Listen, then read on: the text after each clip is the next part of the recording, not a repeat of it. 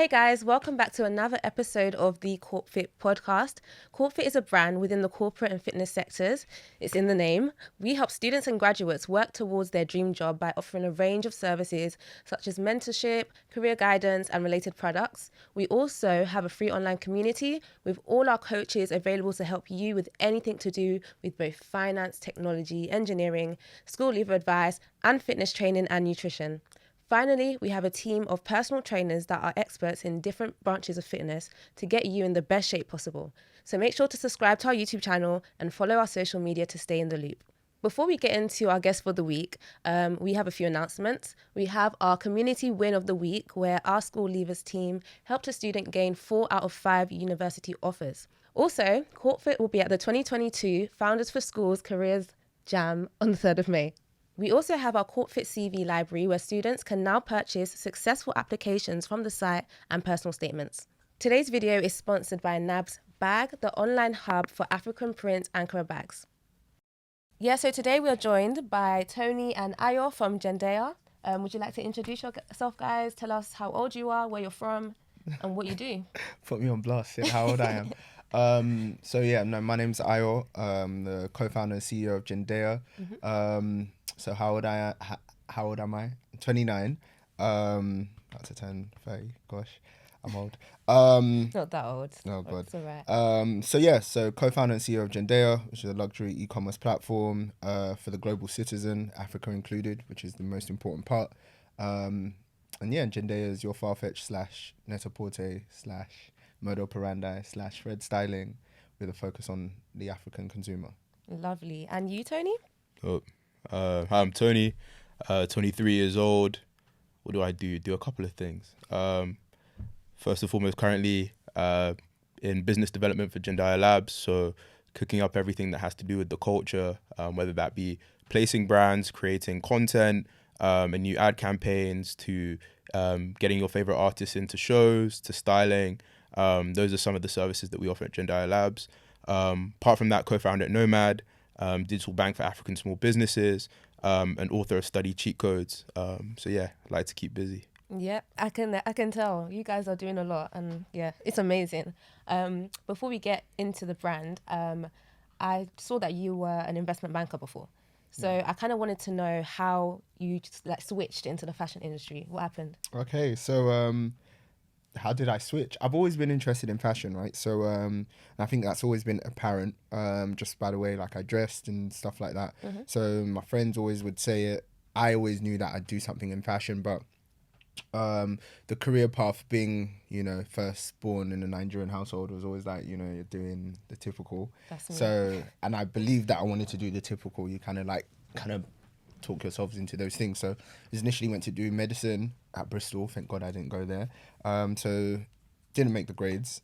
I don't mind saying this now because when things go well, then I didn't make the grades. You'll be fine if you don't make grades. Yeah. Didn't make the grades. I did biological sciences at Queen Mary with the intention of doing postgrad med. And in my first week of my first year, I realized I wanted to be an investment banker. So I dropped the whole medicine dream and I was like, I want to be a banker. All my friends wanted to be bankers. So it was nice. We'd go to the same talks. We'd encourage each other, read the same books. And that's how the dream for that began. So worked at Morgan Stanley, worked at Societe Generale, did a year at Guarantee Trust Bank. And in my first year of Societe Generale, actually, I started a magazine with my friends called Art Value. Seems like eons ago, but that was 2015. So that was my first kind of foray into being a fashion entrepreneur, did you say? So, and actually before that, I always used to say I do banking and work at GQ. I always used to say that. So I always used to say that to my friends. I'd work in banking for at least a decade and then I'd leave and I'd go work at GQ. And so it was funny because when I started my role at SocGen, I started that magazine with 3 of my friends. So it was a lifestyle, culture and fashion magazine. And as I said, it gave me that insight into how to be, an entrepreneur, but a fashion entrepreneur. So I remember doing my lunchtime, I would go for castings. I would speak to models, photographers. And the first issue was really good, actually. We got the face of Louis Vuitton at the time, the youngest black model at the time, who was the wow. face of Louis Vuitton. Yeah, Nyasha Okay. Mahotsunode, who, funny enough, I saw at the Burberry show 2 weeks ago, and I was like, Nyasha, do you remember me? She was like, of course I remember you. So full circle moment. But we've got Nyasha in there, we've got Ghost Perfumes in there, we got Bevel in there. I don't know if you know the shaving company. Oh, yeah. So by Tristan Walker. So he still is one of my like idols. But we got the Bevel and NARS campaign. That was a big deal at the time. We got NARS. that in there. Okay. So I did that, but I didn't continue it because I was just kind of spending money on that project. I didn't think of it as like a long-term venture, which Yeah. I wish I did now, because magazines are like doing really well now. So Native and GUAP. Actually, funny enough, I started Native Mag the same year GUAP started, but I left Art Value, and then doing banking for a few more years. I was like, you know, Jendaya, the idea for it came, and I was just like, let's see how far it goes, and we're here today. And you actually featured in GUAP Magazine, didn't you? Yes. So, So tell us again, about that. full circle moment. So I think 2019 they featured me in their inaugural 30 Black creatives to know. Yeah. So yeah, I featured in that in 2019, and that was great. So yeah, so Big up you. yeah, I guess so. Thank you very much. Yeah. And Tony, tell us a bit about how you got into Jendaya. When did you first hear about it? What made you want to get involved? What happened? How was your friendship blossomed and stuff like that?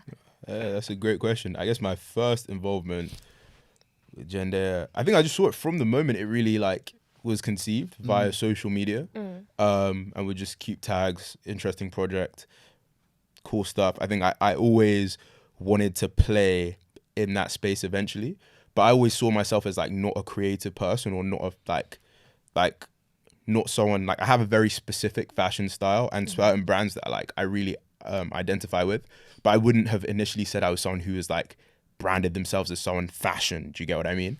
And then it actually happened where Demi from the CorpFit team, Jendaya was looking to raise their first round, and I hit me up on a Tony, you're the plug, I think was the phrase he used. Do you know someone who can do the modeling? And I just said, yeah, 100%. Like, I know a solid guy who has some time on his hands, could get it done. And that's kind of how that happened. And then kind of left it alone for probably like 2 years from there. And then I kind of had a time where I had kind of come to a really critical part in my own entrepreneurial journey, having started my own company, run it for 3 years, raised money, hired people, really got the first taste of like what it's like to be a CEO. And then kind of like stepping back and saying, okay, what do I want to do now? How do I want to spend my energy? And it was just like a really seamless, like fortuitous moment that we can maybe go into like in another point of the podcast, but like accidentally added some value. And it just kind of went down for a Nando's with Ayo on like a big bro tip of like, yo bro, like I want to see where I'm best like seated. And he said, yo, like if you're ready to do the work and focus, like there's a place here, and I'm trying to do that, working on it. That's amazing. So it was very organic. 100%. Very organic, yeah. Okay, and your name, Jendaya, is very unique. I really like it. So I was going to ask, what does it mean? And why did you choose it? So the name Jendaya means thankful or gratitude in Shona, which is a dialect they speak in Zimbabwe. Okay. So that was intentional for a few reasons, because usually when I guess people make a business for Africans or for Africa, it always focuses on West Africa, right? Because and you know, Nigeria is a populous country. We're very proud. We take over things quite a lot. So we intended for it to be a name that myself and my co-founders were all Nigerian. It wasn't a Nigerian name. It wasn't going to be obvious that we were Nigerians. We just wanted it to sound African, but also have a good meaning. And a little fact behind that, actually, one of my the ladies who used to be on the team actually came up with the name Jendaya, and now she's chief of staff at Depop. So wow, yeah. So I like Depop. I use Depop. So I kind of want to know about the brand journey, how it started, how it was conceived, the progress that you've had up till now, and where you're at right now. Okay, the brand journey, how it started, and where we are right now, right? The brand journey. So we registered the business when did we register the business? August 2018. Okay. But it's been summer 17, 18, 19, 20, 21. It's been 4 years in the making. Mm-hmm. So we thought of the idea I thought of the idea in summer 2017, and since then, from 2017 to now, it's been like years of learning and unlearning. I always say it's equally important to unlearn as well about your business, because there's some assumptions that one makes when building a business that are incorrect, and so one needs to learn and unlearn about, you know, what they're building, who they're building it for, what space you want to occupy in the ecosystem that you're entering, right? Yeah. Or if you're building a completely new ecosystem, what exactly are you building? So it's been, you know, 3 to 4 years of learning and unlearning.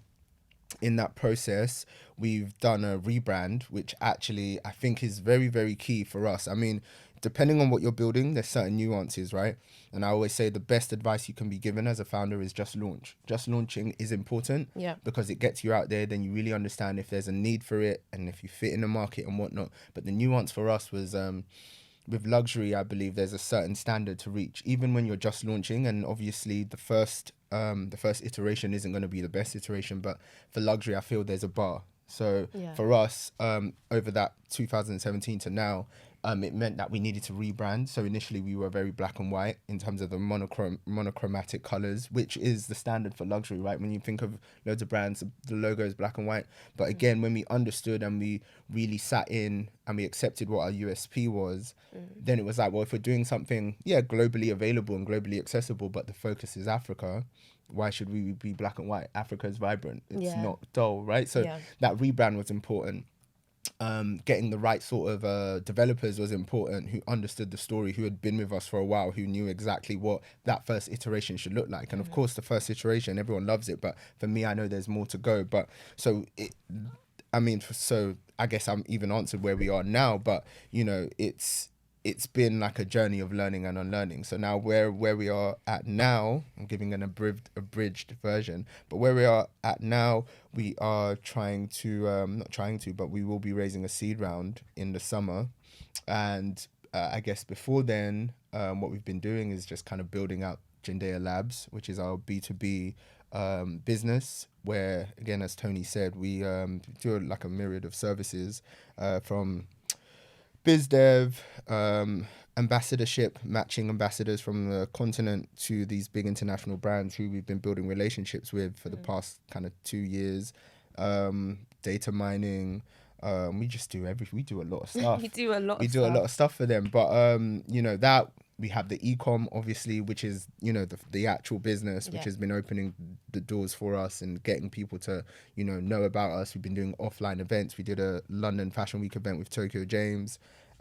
We've got a lot in the pipeline, and we've been doing a lot. We've been planning a lot.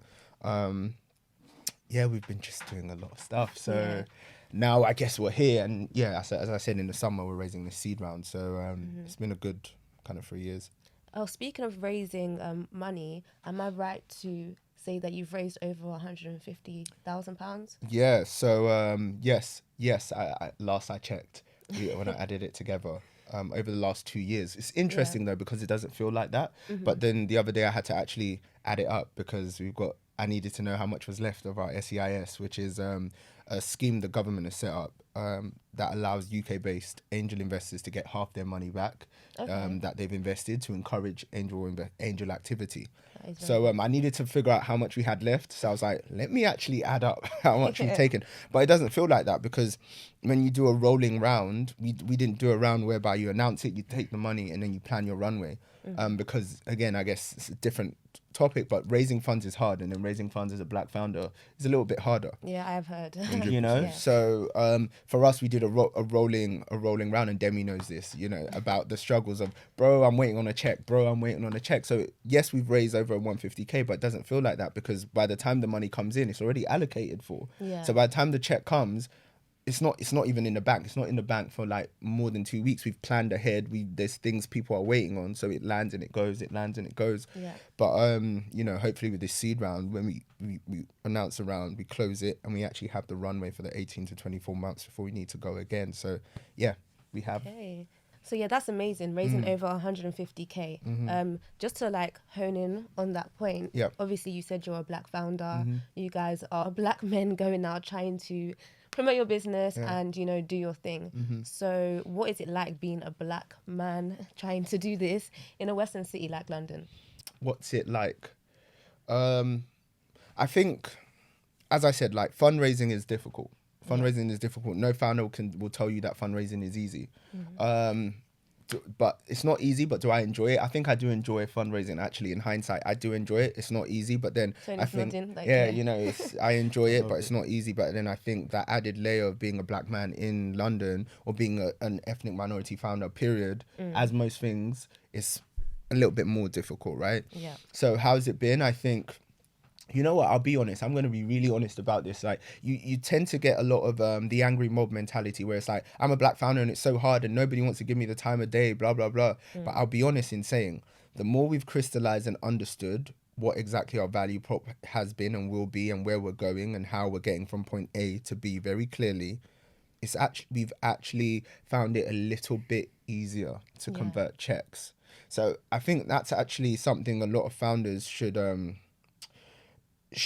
try and take on. If you've actually done the work and actually, you know, again, I'm not saying that because some people do the work and still find it hard to raise. So I'm not going to I won't phrase it like that. But the more your value prop is clear and the more you've done the homework and you've done the research, you'd actually find less pushback. So for us, as we've gotten on and we've gotten a more clear story and everything has come together better, whether it's the forecast or the pitch deck or the act or the art of pitching, it's easier to raise funds. Yeah.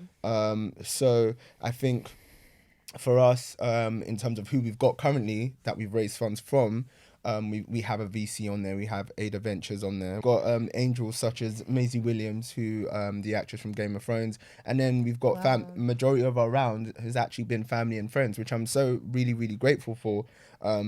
Because it's my boys and my girls, I guess, that I've grown up with, who've always known that I've been interested in this, who've seen me grind and who've written a check because they're like, I believe in you and I want to see you do this. So and so a lot of the times when people speak about, oh, like my cap table is like 50% women and 50% black, like right now our cap table is pretty much 90% black and like probably like 60% male and 40% female. So you know, it's really good as of now as a pre-seed company. Let's see what that looks like when we raise our seed. Excellent. And Toni, what about you? I would like some insight into, you know, how it's been as a black founder. I know you have started Nomad Bank at what, 22 was it that you started? When we started, I think, well, the idea, we started at 19. Well, I started at 19 and then closed our first round when I was 21. And then the rest of the team were 23 and 24 at the time. That's amazing. A bank at 19. Like, how did you like go about thinking I want to start a bank, and like what are the difficulties you faced over the years? How do you think about starting it? Probably just being irrational. No, I think like it was just seeing a need. I just come off the back of like a summer internship at Goldman Sachs. I learned a lot. There was things I didn't like, but I thought there was a really key opportunity to just help finance small businesses coming out of the content like Jendaya, like the ones we're building. And I think it actually kind of feeds into the question you're asking about the experience of being a black founder. It was a big belief that like we have so much in our culture, so much on our continent, but like the capital doesn't flow to the people that need it to start ideas. And so for us, it was kind of being the ones to kind of break our heads to start an institution that could then finance those organizations. I think like, as he said, like it's unique and everybody has a unique story and path to fundraising. I grew up in a family of entrepreneurs. My parents are entrepreneurs. My grandfather is. So like, I've always loved the entrepreneurial journey. I love the fundraising process. Like, I think I'm the weird person that like enjoys it. But like, as he said, rejection is just part of the game. And you know, probably expect to like get 20 no's for every yes. Like that's a good stat to look for. So if I'm looking for 5 people in my seed round, 5 large funds in my seed round, I know like my spreadsheet needs to have 100.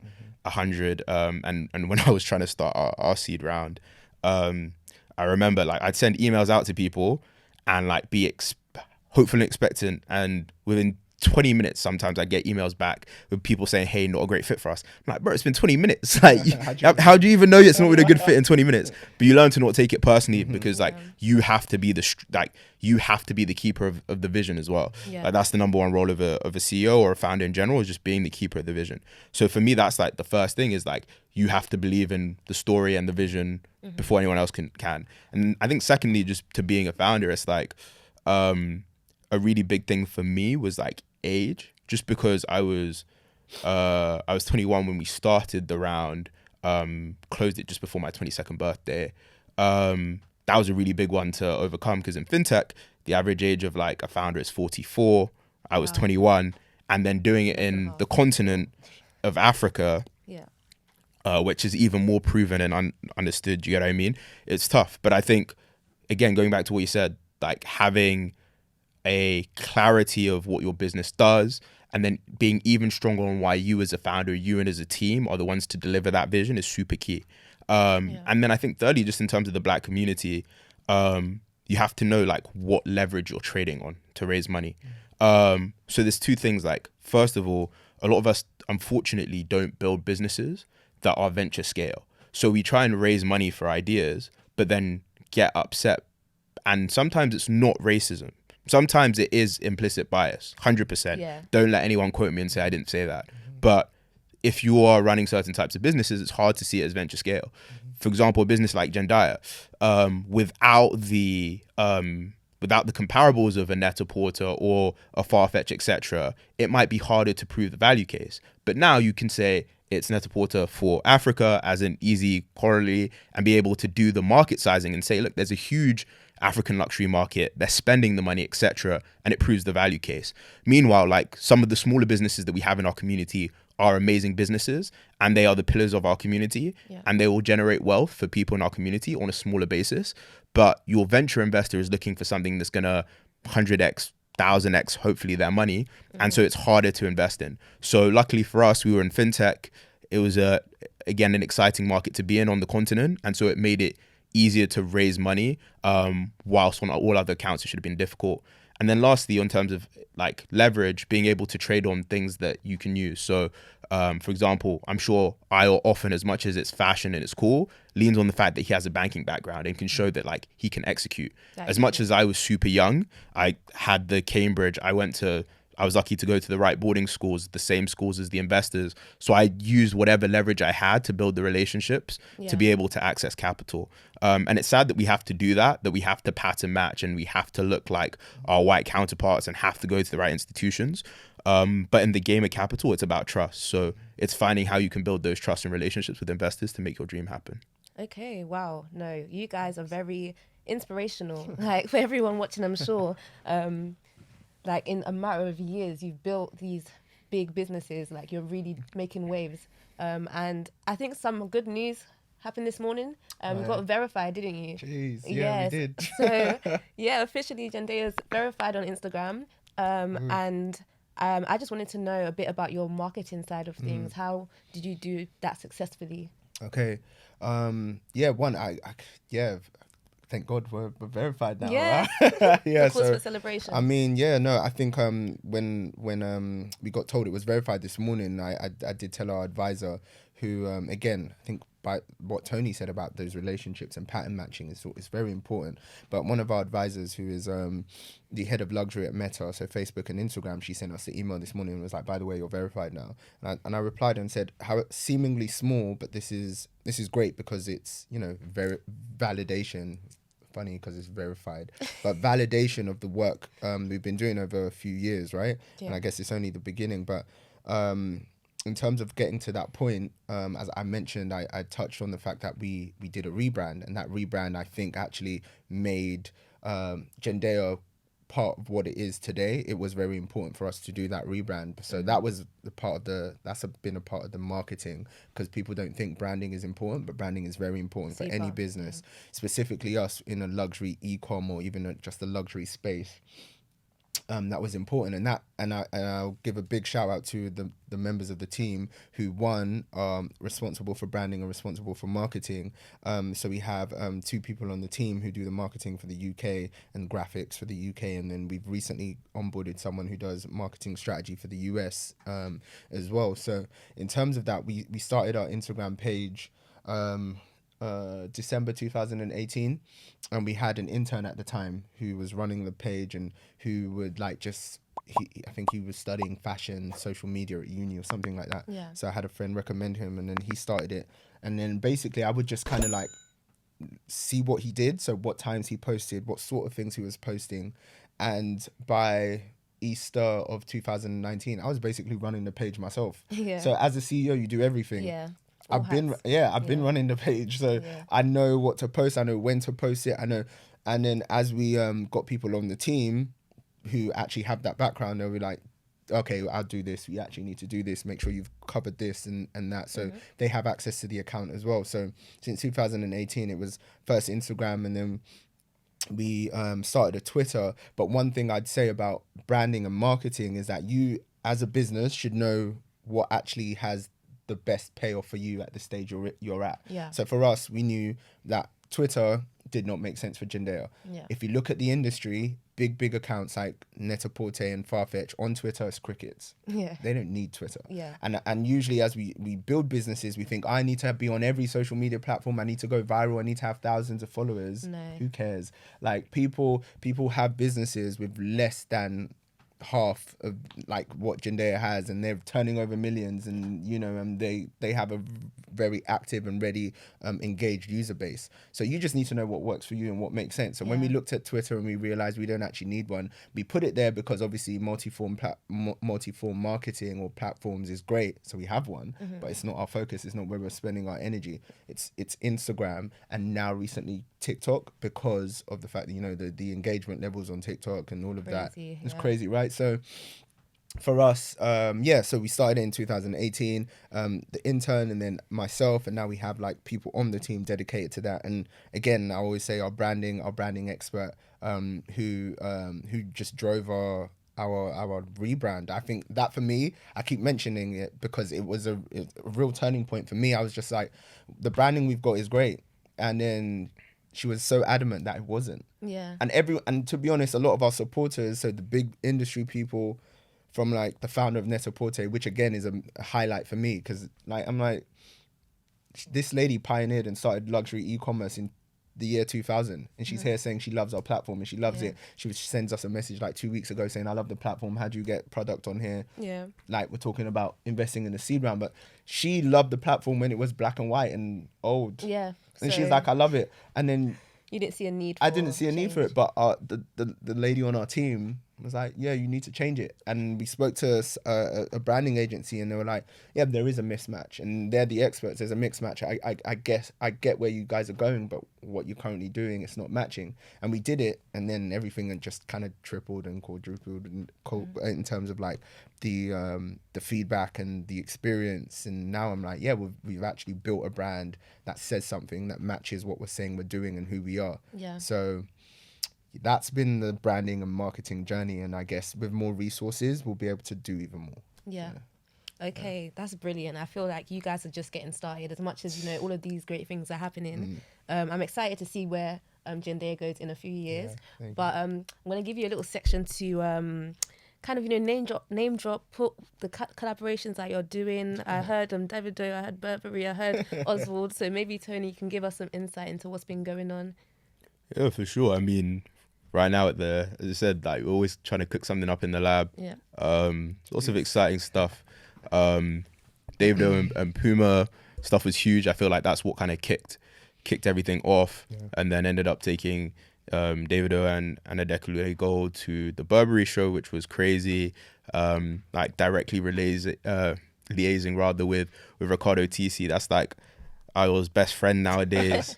But he's not lying. He's not. Yeah, lying. he's not. They be lying. DMing Pally, and then like even crazy stuff. Like, can we talk about the end of the month? Ooh, Is that exclusive. About Yes, the end of the month. sir. Hold on, I'm thinking about 28th of April? Oh, okay, yeah. You can tell him. Yeah. So Burna Boy, Madison Square Gardens. There might be a little brand collab that we facilitated, dressing him for that show, which is crazy. Wow. Like first African artist to do it, sell Yeah. it out. So that's like something that's really exciting. And again, going back to like the why, at least for me at the Labs, is like wanting to be part of creating culture shaping moments and then inserting, you know, global brands and hopefully more often as we grow local African brands into those moments and shaping it. So that's super exciting. So you guys have over 100 brands enrolled on your site.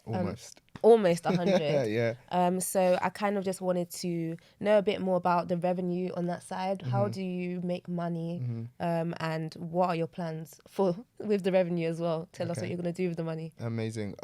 So we've got, so as you mentioned, almost 100 brands on the platform. Based on our business model, we're actually a marketplace. So unlike Net-a-Porter, which I mentioned earlier, who buy and hold inventory, we went with the marketplace model made popular by Farfetch in 2005. So again, Jose Neves is one of my like idols. So he's the founder of Farfetch. So for us, as a marketplace, we plug into the inventory of the brands that we have on the platform. So whether it's plugging directly into the inventory from Oswald Boateng or plugging into the inventory of a multi-brand boutique like Selfridges, for lack of a better like kind of example that they've just come to mind, we plug into their inventory and then we list the items on our platform. But what happens is before a brand or a multi-brand boutique is listed, we send them our packaging. So if you've ever ordered on Farfetch, what you realize is every order comes from a different location. So you might order two things in an order in a session, but one might come from a boutique in Tokyo, one might come from a boutique in South Africa, because they have multiple partners. So to put that in context, Farfetch have over 600 partners. 400 odd of them are multi-brand boutiques from all over the world. And in 2016-17, that's when they actually started working with brands directly. So when you do that as a marketplace, you just take commission. Whereas when you buy and hold inventory, lots of costs, as you can imagine, it costs a lot to buy the inventory. Then you have to hold it in a really secure and safe way, and then you price markup. But for us, we just take a commission on the RRP. So it's a volumes-based business. I mean, fashion e-com is a volumes-based business anyway, but specifically with our model, it's all about the volumes. And to get volumes, I guess in terms of how to make money with a business like ours, you need money to make money. So luxury e-commerce and e-com anyway is about having the resources to get in front of your customer. So a stat that I like to kind of talk about often is the fact that Net-a-Porter and Farfetch spend up to $1 million a month on marketing. Wow. And that's not because they want to, that's because they need to. Yeah. So you need money to make money. Those resources get you in front of your customer, whether it is digital ads, whether it's offline activations, whether it's influencer marketing. All those things are necessary. So for us, how we make money, the e-com sales. The other way we make money, Jendaya Labs, which obviously Tony's on, and he's helping like spearhead.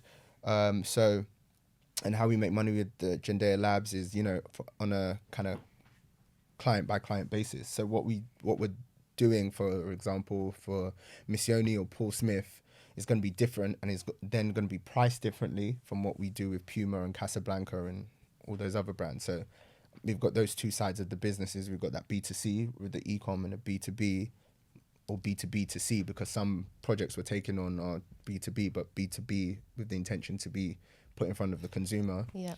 That's how we make money. What do we intend to do with the money?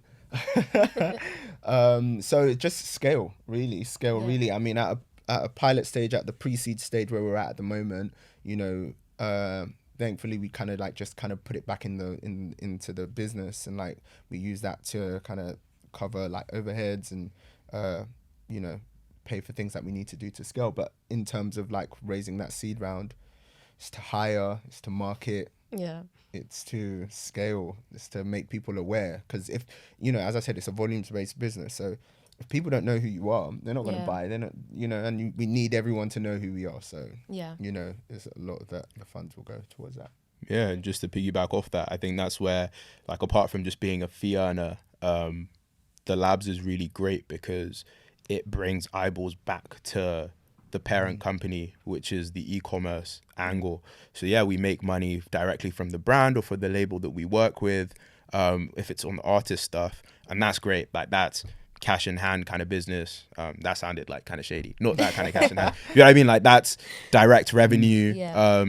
It's a clean contract instead of, working with thousands and eventually, millions of customers. We have, we probably, I don't think we'll have more than ever 50 clients any given time. You just can't do more work than you have capacity for. But what is great is, for example, like Instagram did a feature of the work that, we did with Davido. We brokered that deal from scratch. That didn't exist before, before we established the relationship with Ricardo, like myself and Ayo nurtured it. Like that didn't happen without us. And then Instagram is doing the behind the scenes of like Davido's tour, him walking into the Burberry offices, him getting stuff. And like, I think we checked it like last week and it was on like 19 million views in like 10 days, like 600,000 likes. So that's crazy engagement for the brand, for the artist and the brand. But then, if they tag Jendaya, if they like, and like we facilitated that deal, those are eyeballs that ideally should go back to the business that creates awareness that then has people curious and shopping on the platform. So it's a great multi-pronged strategy in terms of like having a diversified revenue stream directly with the brands, but ultimately it's about growing a business that is valuable and scalable, and e-com is far more scalable than our time as smart and hardworking as we are. And so that's kind of where the value really comes, is not just the money that we make, but then the free eyeballs, quote unquote, back to the business. Wow, you said some amazing things. So maybe starting with you, Toni, what would you say is the highlight? Because I can't choose out of everything you guys have been saying. So for you, what's the highlight of the journey so far? Maybe not just even with Jendaya, but as a Black founder.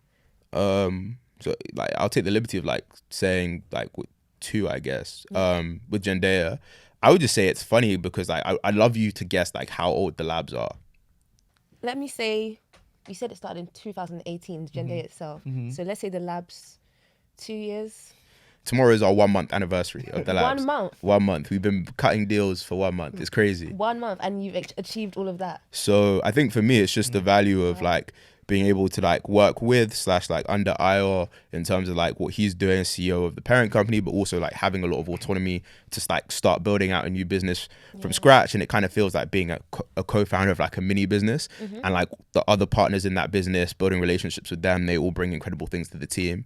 So I think that it's just like being able to make history already, and it just kind of shows us the incredible runway and like gap in the market for what we're doing, and excited to see what this looks like when we do a follow-up conversation in a year or 5 years. So I think that's what it is on the Jendaya side, is just how much we've done in a short space of time. And I think just as a Black founder, I think it's like the people who've like believed in us on the Nomad side, whether it be like my co-founders who like for me really carried the business. They're the ones that made the magic happen, like the employees, our team of I think our biggest 12 people plus co-founders who make the business work. I think for me, it's being able to go from making an idea in the second year of uni in your bedroom that everybody like thinks is impossible, and then to like 3 years later be like in a dinner and being like next to a VC who told you this will never get funded, to be like, oh, like please send me your deck, like I want to get in your next round. And you have crazy full circle moments like that. And I think it's just like doing stuff that isn't like creating things that didn't exist before. And all the like accolades of like being youngest X or first Y is cool, but I think like just really doing it with people. And I think once you like step back from that journey, like the relationships you build and experiences you have are always the most beautiful part, as opposed to any like single success. So I have to give credit to the people that like made the vision we had possible more so than anything I did. Yeah, that is beautiful, because I can just imagine when you first said, I'm starting a bank, the responses you might have got, especially at the age you were. So to be able to come further down the line and say, well, I've done it, and I'm with people who actually supported me and, were with me from day one, really. It must be a beautiful feeling. I still can't believe you're 19 when you started it. I cannot believe that, but that is amazing. And it shows the testament to hard work and like just chasing your dreams. What about you? What would you say for, as a Black founder and for Jendaya specifically? Okay, so for Jendaya specifically, highlights. I think there's been so many just in the short space of time. that we've been building it, because it's, by God's grace, we've got so much more to go.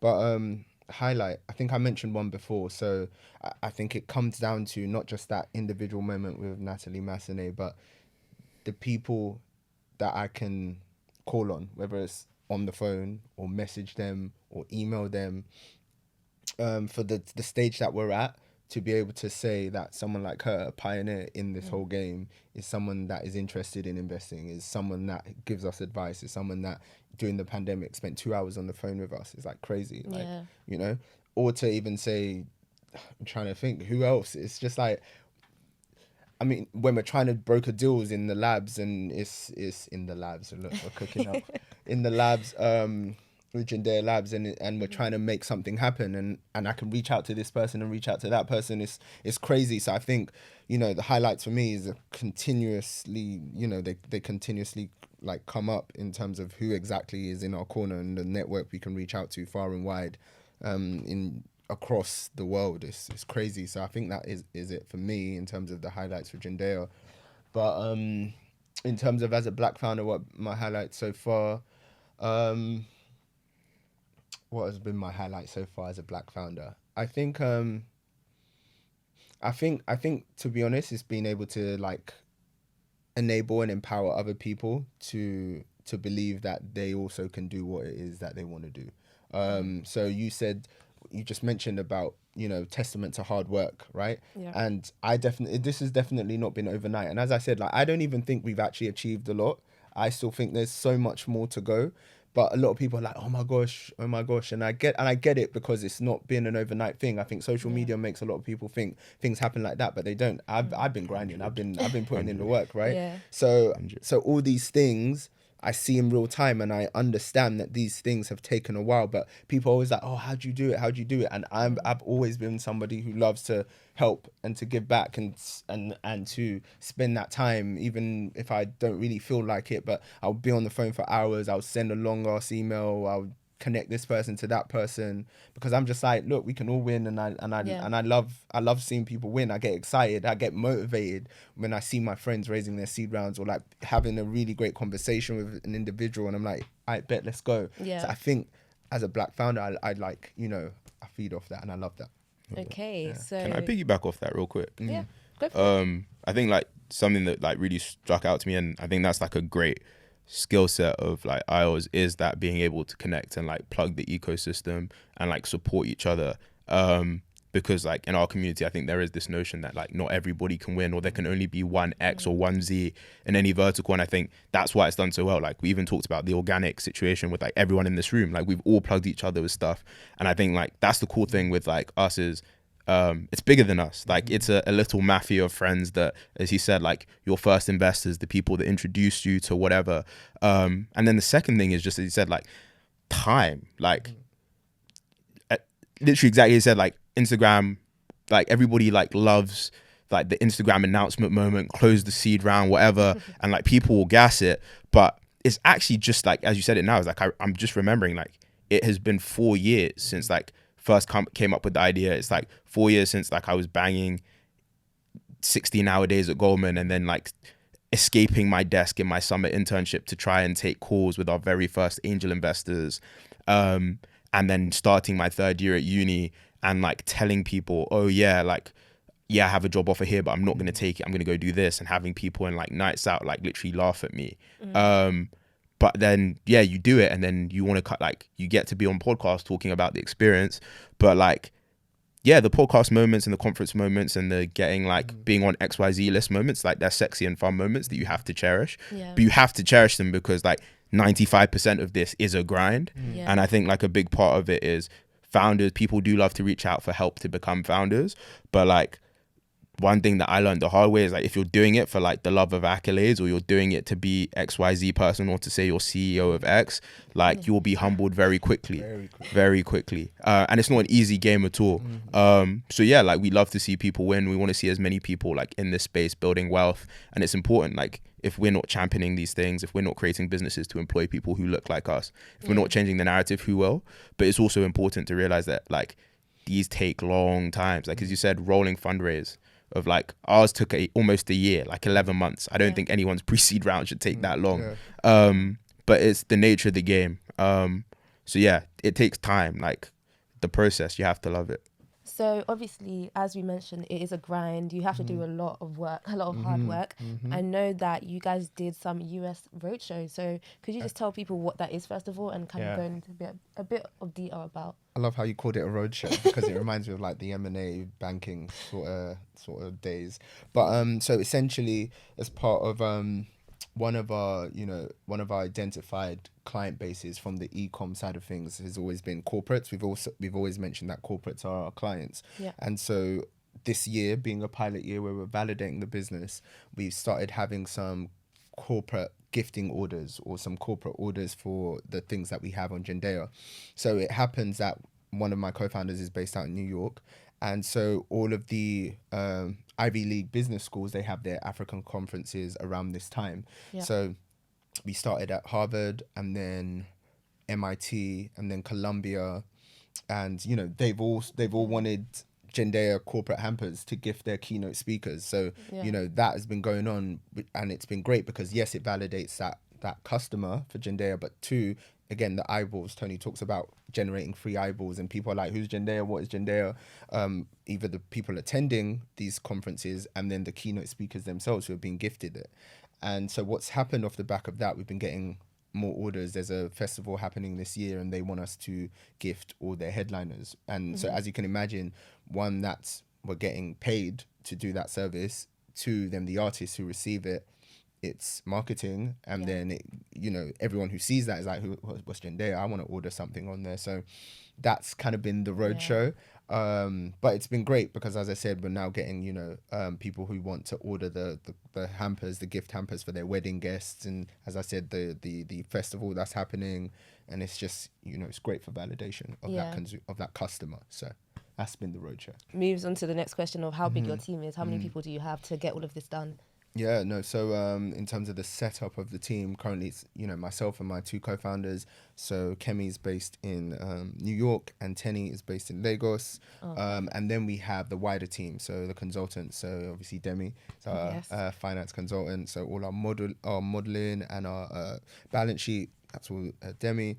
Then we have the editorial team. So we have our creative director, we have our editor-in-chief, we have our content director, then we have, as I mentioned, the branding consultant, and then the marketing guys who also do the graphics.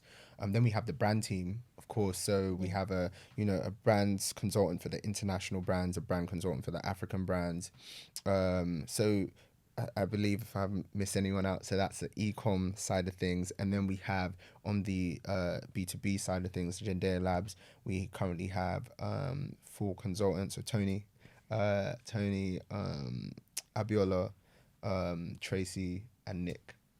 So we have we have a team of about 10 or so consultants. But so what happens is currently we hope that everyone kind of transitions into a salaried sort of role when we raise this seed round, and currently it's a equity option sort of set up with eventually added monetary incentive on top. So that's a team, and that's how we make things happen. I hope I haven't forgotten anyone. Oh my gosh, I hope I haven't forgotten anyone. I know, for my sake. But yeah, no, it's a community effort. It's a labor of love. And what's funny is sometimes when I'm out, because the current team, some people have been on the team since day dot. Yeah. But the current team isn't the team we started with. People come and go, and that's just how it is in startups. But it's been a community effort because sometimes when I'm out, as I said, the person who came up with the name Jendaya, who's chief of staff at Depop, anytime I see her on the social media streets, I'm like, yo, how you been? And sometimes when I'm out, I'll be like, the guy who actually used to do our forecasts, I saw him the other day, and it's all love, and I'm like, yo, bro, how you been? And so it's a community effort. I see everybody out, and I'm like, and they would sometimes remind me, remember when I did this for Jendaya? I'm like, yeah, I do. I forget. So it's a community effort, but right now it's about 10 consultants who help us build it. And I guess for complete clarity, why would you say Jendaya exists? What is the brand? Okay. So I think I go back to that tagline. So Jendaya is the luxury e-commerce platform for the global citizen, Africa included. And if you think about the Africa included, that's in asterisk, that's bold, because that's the USP. That's where we sit. Yeah. That is our scaling point. That is our exit opportunity. So if you think about it like this, when you're back home in Ghana, Nigeria, Mali, Zimbabwe, where do you go to get drip? For the young kids out there, where do you go to get drip? Where do you go? Like, you don't think of Net-a-Porter, you don't think of Farfetch. And by the way, when you're sitting here in London, if you wanted a pair of Balenciaga trainers, you could go on at least 12 platforms. You can go on Farfetch, Moda, Parandi, List, Essence, Grail, Net-a-Porter, Matches. It's endless. Louisa Via Roma. Like, there's so many. But when you're on the continent, where do you go? So essentially, Jendaya is for that consumer who is, ironically, that global citizen. So we're globally available and we appeal to the global citizen, and you know, our customers aren't just black or from the continent. But the irony is that customer that we are intending to focus on and we are intentional about is also a global citizen. Your cousins in Lagos, my cousins in Lagos, like they're very metropolitan. They travel, they know about the trends, they trend set actually. And like, you know, so they're the global citizen, but they're also the African that we're intentionally focusing on. So that's what Jendaya is. That's why it exists. And as I said, that is our USP. That provides us our exit opportunity, because as things go, we always know that, you know, these big companies who operate in the West, any of those companies I mentioned, or, you know, the big luxury houses, they always like to acquire geographically to bolster their business. And Africa is usually always the final frontier, no matter the industry. So we know for luxury e-com is coming. All these companies have done the same in Asia. They're going to be doing the same in the Middle East. And they're gonna come to Africa, and we want to be that company that go, okay, these guys have been doing it. It makes sense, just acquire them. You know? That is so true. And as I said, we've seen it happen before. And to give some stats around that, you know, in terms of the purchasing of personal luxury, you know, Africa has the second fastest compound annual growth rate after the Middle East in terms of purchasing of luxury goods on the continent. And that is not just apparel, it's like yachts and cars and stuff, but you know, it's there. There's a clear gap there. So, and again, I guess that's where our B2B business comes in, because it serves that element as well. So outside of apparel, our B2B business, we have clients not just in luxury, but we have hospitality clients like Soho House. We also have, what other clients we have? We have automobile clients. We recently just connected with the head of partnerships at Porsche. So like at the end of the day, you know, watch companies, jewelry companies. Yeah, watch companies, jewelry. So those are all our clients on the B2B side. So that stat I just gave, you know, it just shows how we're thinking. But it's a holistic business. You know, it's e-com first, and that is the tech-enabled scaler. And as you said, we've got the reference points like Net-a-Porter and Farfetch. But that the labs, as we like to call it, is, you know, facilitates that, and you know, keeps the wheels turning. So that is the why. That is what Jendaya is. And you made an interesting point. You said that in Western cities, you can have like 20 places to find one pair of shoes, whereas you know, in developing countries, it's not the case. So why do you think the fashion industry are struggling with diversity, or actually trying to cater to those countries? It's two things. It's one, I think I would say it's ignorance, and just because they don't care.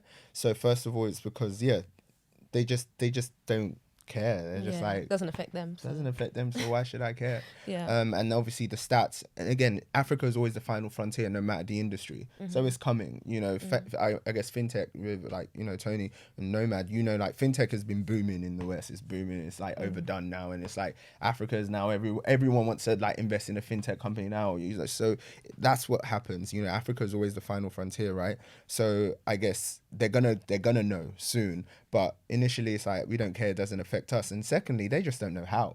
Some companies are 100% interested, but they don't know how. So, for example, our conversation with Paul Smith, with the head of Switzerland in Africa, she was like, she was telling me stats that I was like, yeah, really, really.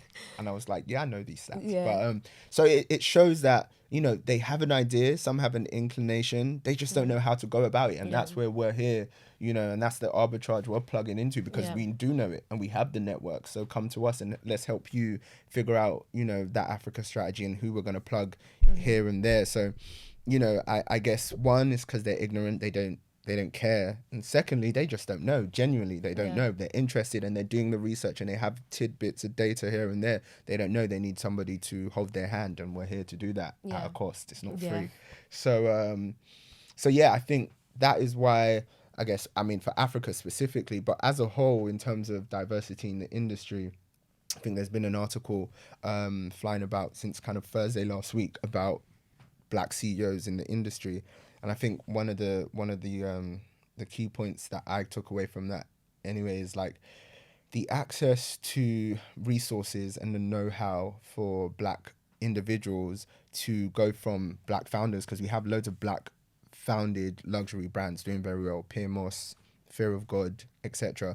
But for them to be CEOs, it takes a lot more. You can be a creative and start a brand, but to be the CEO of Chanel or the CEO of Dior or these you know, heritage brands, you know, you need a certain level of knowledge and access and resources to be able to reach that pinnacle. And a lot of Black individuals with the business acumen or the creativity, they don't have that access. They're not in and around those circles they need to be in. So that's why you have that glass ceiling, as it were, in the fashion industry in terms of diversity and Black individuals reaching those pinnacles. But slowly it's you know, it's changing. So let's see. Yeah. On that, it goes back to like what we were saying about raising money with institutions, right? Like if you look at where you hire from, so like for example, like the CEO at like LVMH and some of the other brands at Kering, etc., you'd be super surprised. Like they get poached from adjacent companies in retail or consumer. And so they are CEOs of multinational companies that might have like huge industrial elements. So they like fashion or luxury company CEOs aren't necessarily grown in fashion. They might be in other industries and brought in. So it's actually more of a conversation more widely about like how are Black founders or young Black corporate individuals, because it's not founders, it's not like founders of startups, it's real corporate people who have been in 30-40 years of climbing the executive pole. How are Black people positioned in corporate to then be able to take on senior managerial roles in luxury? So that's really what it's about. As I said, it's building that kind of talent pipeline that allows people to progress to the point where they're ready to run a huge global organization. Yeah, and I like what you said about giving back. So as much as you've grinded and, you know, you've learned and you've made mistakes, you said something that's really important. You want to make sure everyone is winning. It's not about you. It's not because of accolades. It's something you want to do. And I think my final question on it would be, for Jendaya, what is the future? What is the vision? So maybe if Toni could say maybe the business to business, like with the labs, and then we can go into the e-commerce. I mean, I can't speak for the whole team, but at least for me, I think I'm super excited about what we're doing, bringing brands into the continent, have some crazy ideas for campaigns. Like right now, we're really like, I think Nigeria focused, but like, I know at least for me, like I have great relationships in Ghana and South Africa. Other members in the team will have like relationships across the continent and really think about doing work across the whole continent. I think that's one big thing. I think just from like me and like my kind of my political, my business, like my philanthropic worldview is all intertwined. I think it's great that we can bring in foreign brands, but what that means is like foreign exchange, which is so valuable on the continent, leaves because people are spending pounds, dollars, naira, CDs, rand on buying foreign goods. Which like kind of hampers development. But what I'm super excited about is us actually being able to then champion like the local brands that are on the Jendaya platform and kind of create a market for them abroad. So for example, like Akapi, who we work with, they're a South African brand, and they're doing a really, you know, exciting activation at like the Victoria and Albert Museum in June. And thinking about how can we work with brands like that, other local brands, to create a market for them globally so that, you know, foreign exchange is coming into the continent that can then be used to invest, create jobs, create opportunities at home. So I think the vision really is to just keep growing what we're doing, is to be the plug into Africa for those outside, but even more importantly, at least to me, is to champion what we already have at home and elevate what we already see as opulence at home as to like luxury for everybody. And I think that's like, at least will be the greatest legacy to me, is taking African brands to the world. So that's what I'm excited about. I love that. I love that. It's very, you have a clear focus and you've stuck with that. It's about the African brands and like companies and the customers there as well. So that's amazing. And what would you say on that in terms of e-commerce, or if you have anything to expand on? No, I mean, listening to Toni, I love it, because for me, I think when obviously hearing members of the team speak on what it is that they're most excited about or where they want Jendaya to go, and again, why I enjoy speaking to Demi is because everyone's aligned, and I'm like, oh gosh, like I've really got a great team, and that's why we work well together, because everyone knows it, everyone gets it. Like, I don't have to say, I didn't tell Toni to say that. Yeah, we've never had that convo. But it's very much aligned with what I'm, excited about and where I hope Jendaya is gonna go.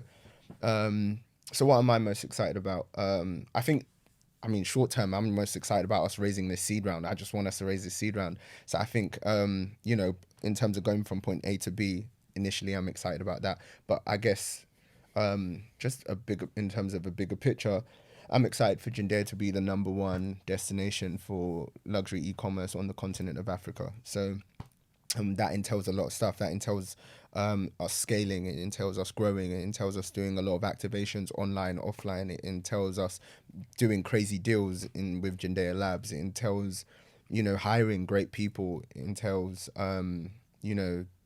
the parts of the journey, such as having our first office and stuff like that. So for me, it's like a whole sort of world that I've been envisioning and imagining. But I guess, what am I excited about?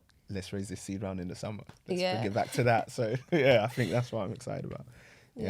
Basically, he said, if you've got a check for us, write it. Write it. He's write eyeing you guys, and VCs and investors. That is amazing. That's honestly amazing. I think you guys have been doing a great thing here, and you're really like catapulting yourself into it. You're not doing things half-hearted. You're going for it. The fact Labs has only been here for 1 month is like crazy to me. So I'm really excited to see where you guys are in a year from now, even a month from now, because obviously you do a lot in a short space of time. So obviously I'll be following your story. So I just want you guys to plug your socials and for Jendaya and yourselves, so people can follow your story and know where to find you. Amazing. So Jendaya, spelt like Zendaya but with a J. So it's Jendaya.official on Instagram and Jendaya official, one word, on Twitter, and then Jendaya on LinkedIn. I think those are the social medias that we have, and I think Jendaya on TikTok as well. And then for myself, it's just Ayotunde.Rufai, RUFAI, on Instagram. That's it. Yeah. And Toni? Just giving me, like, when you gave that explanation, I was like, you just gave me like another thing to look forward to. Like, maybe when we get to Series B, we can like have a Zendaya X Jendaya campaign. Like, it'd be dope to do a Labs deal and get her as an ambassador for something. You've spoken it. Let's do it. Let's make that happen. 3-year goal. Yeah. 3-year goal. But yeah, in terms of me, Toni Toni with a 0 on IG. Always, trying to post something interesting on the stories. And then for a newsletter, Rookie Reads, I try and write something weekly about business, philosophy, deals, mindset. So yeah, if you like the CorpFit content, similar type of good stuff there. And then lastly, rookieseason.co.uk, to order study cheat codes if you're looking for the most efficient, least stressful way of, passing your exams and chopping life. Grab the ebook. We're going to do just for our CorpFit family. If you put in the code Jendaya, you can get 10% off on the ebook. And seeing as we've done 10% off, 40% of profits, to make it 50%, will go to finishing off building a school in Makoko, which is the biggest slum in Lagos. And we're building a school for 300 children. It's a really exciting project. It's almost finished. So the final donations, which go live whenever this podcast goes live, will go to finishing the school, and that's like a huge legacy you get to be part of in terms of changing the educational prospects of some of the most needy children in Africa. So grab the book, do yourself a favor, and do some good at the same time. Yes, amazing. No, whenever I think that we have now sussed everything you guys do, there is more. There is more. But yeah, that was the end of all the questions I had for you guys. It was lovely to speak to you, and I've been really Likewise. thank you. Yeah, it was a very friendly convo. And here at CorpFit, we have a gift for you guys. There Thank you go. very much. Come on. Yes. This is our bottle popper. Yeah. Yeah, Tony, Yeah. Come on. You come on. Our resident bottle popper. Let's go. Not resident bottle popper. Yeah, he's our resident. I can't even deny. It is what it is. What it Exactly, is. you can't deny it. It's I was what like, it let me hand him the bottle. So also our sponsor has gifted you guys a Hey. few bags. Thank It's you. Nabs bags. Amazing. Yes, Thank you very African much. print Ankara dresses. Thank you. Yeah. Thank you very much. Thank you. Enjoy, guys. Thank you very much.